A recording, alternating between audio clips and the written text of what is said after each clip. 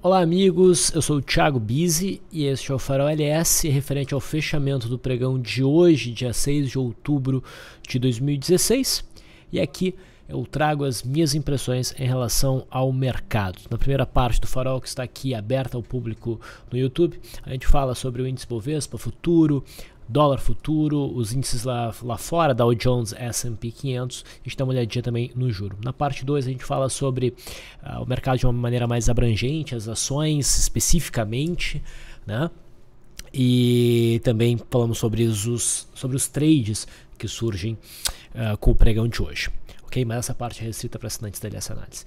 Vamos então à movimentação do mercado. Hoje, mais um dia de alta no índice. Uma alta de 0,65%, renovando mais uma vez então a máxima do ano. O mercado produziu a maior cotação deste ano, indo acima e fechando acima da máxima prévia, que era o topo de setembro. Tá? Então, o mercado segue no movimento de alta, agora até se distanciando desta LTA. Dessa forma, não há mais aquele risco iminente de rompimento da LTA e talvez início de um movimento corretivo. Tá? O que nós temos agora é o mercado indo para cima deste topo, em fechamento. Não é um rompimento bonito daqueles em que a gente vai querer entrar a partir daí. Não é um candle de grande amplitude. O volume, apesar de ser na média, não é um volume mais alto. Tá? Mas o mais importante nesse momento é que o mercado não sinaliza reversão. Tá? Então a gente já vem subindo há alguns dias consecutivos praticamente, o que, considerando o comportamento do mercado, né, nesses últimos 2 meses, estava difícil de ver. Então, se a gente estava reclamando que o mercado não conseguia sustentar um movimento numa direção por muito tempo, a gente não pode mais reclamar disso. O mercado está conseguindo fazer um movimento mais direcional. O intraday voltou, principalmente, a ficar interessante, bacana de operar. Estão surgindo boas operações. Né? E a mensagem mais importante é essa. Tá? A gente deve continuar numa expectativa de alto para o mercado, não há qualquer sinal de reversão, nada que nos faça querer, neste momento, operar na venda. Né? Tentar se antecipar uma virada de mercado provavelmente vai ser uma má aposta, tende a ser uma má aposta. Tá? O mercado pode buscar o topo de 2014, né, aquela faixa de 62.000, 62.500 que a gente vem esperando há bastante tempo. Isso pode acontecer agora, talvez o mercado surpreenda, vá até além disso. A gente depende muito de como o mercado americano vai se comportar. Ele está completamente indefinido, está preparando um movimento forte para um lado ou para o outro. Tá? Hoje é quinta-feira, temos só mais um dia na semana, e esse dia vai definir como é que vai ficar o candle semanal. Se a gente tiver um dia de alta amanhã, o candle semanal, o gráfico semanal, vai ficar com cara de rompimento de consolidação depois de um movimento bem direcional, ou seja, um mastro bandeira, né, que deixaria fácil, né, atingir o cenário, se concretizar, o cenário de alcançar o topo de 2014 e talvez, considerando ser possível entender aqui um mastro bandeira, o mercado ir além disso. Né? Então, o cenário é altista aqui no índice Bovespa até que surja algum sinal forte, contrário. Tá? A gente está indo timidamente para cima do topo de setembro. Se surgir aqui um candle forte, queda, bom, daí a gente vai trabalhar com a hipótese do mercado voltar para dentro desta congestão. Tá? Mas se o mercado aprofunda esse movimento de alta, considerando ainda como vai ficar o gráfico semanal, né, daí eu já acho muito difícil que a gente venha aqui para baixo. Tá? E essa região que deve ser alcançada, com sorte talvez o mercado até vá além. O importante é que o mercado estabeleça uma direção e vá. É isso que a gente gosta, é isso que a gente precisa para achar operações com facilidade. Olhando o gráfico do futuro, o INVE16, a gente começa com a alta de hoje a tocar na faixa de resistência. Tá? Ainda tem um pouco mais de espaço para o mercado alcançar a máxima desse contrato. Se vai romper aqui, não sei. Óbvio que eu não sei. Né? Vamos ver como o mercado vai se comportar. Se a gente tiver um sinal feio no índice Bovespa, né? E aqui a gente também tiver, bom, daí a hipótese do mercado voltar para a congestão ganha força. Tá? Vamos dar uma olhadinha no mercado americano.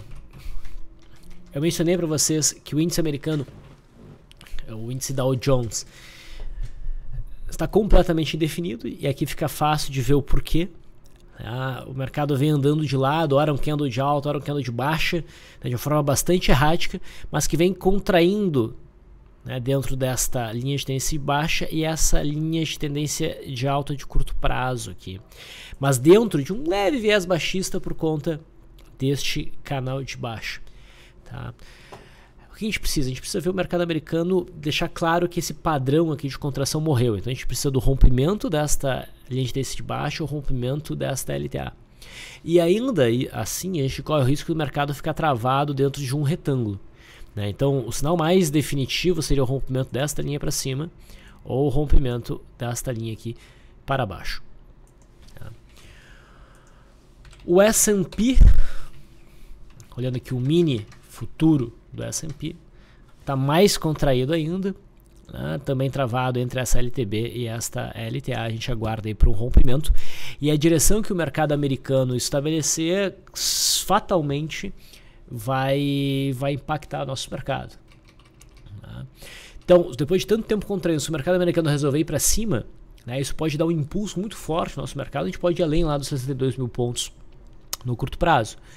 Né? Se o mercado americano romper isso aqui para baixo, né, fica muito difícil a gente esperar uma alta significativa e ver aquele possível máximo bandeira semanal se desenvolver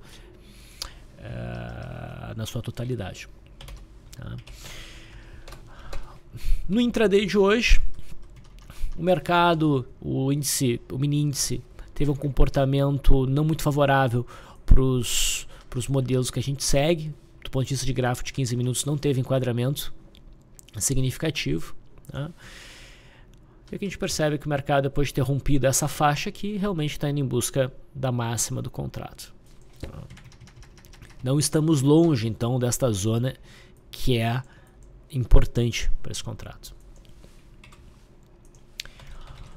O dólar,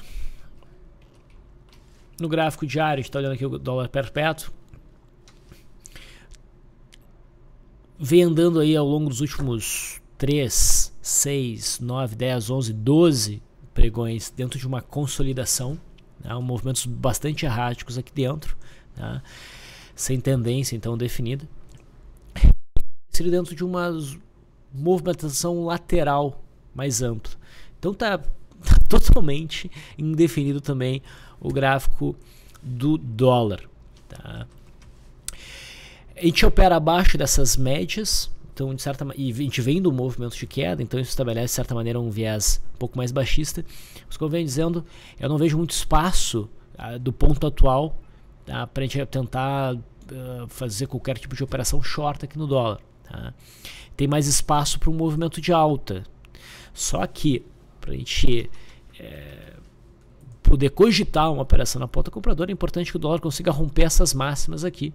E a gente, no momento, a gente está um pouco longe de ver isso acontecer. Tá? Hoje foi um dia de indecisão no dólar.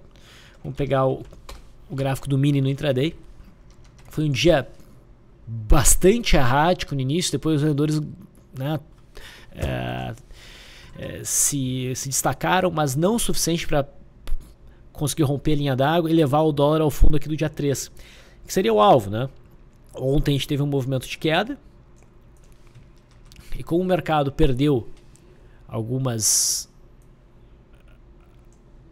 zonas de suporte, retração de 0,382, depois retração de 0,68, o próximo suporte seria aqui. O mercado não conseguiu chegar lá ainda. Tá? Repara que, mais uma vez, existe uma linha de referência aqui que está funcionando muito bem para o dólar, que é nessa zona aqui. Né? Mais uma vez o dólar não conseguiu passar esse ponto, mas também não conseguiu romper linha d'água.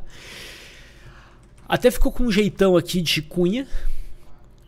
rompeu esta cunha, mas não teve tempo de pregão para desenvolver um movimento, né? Então agora a gente tem o suporte estabelecido nesse ponto, né? Existe essa linha de referência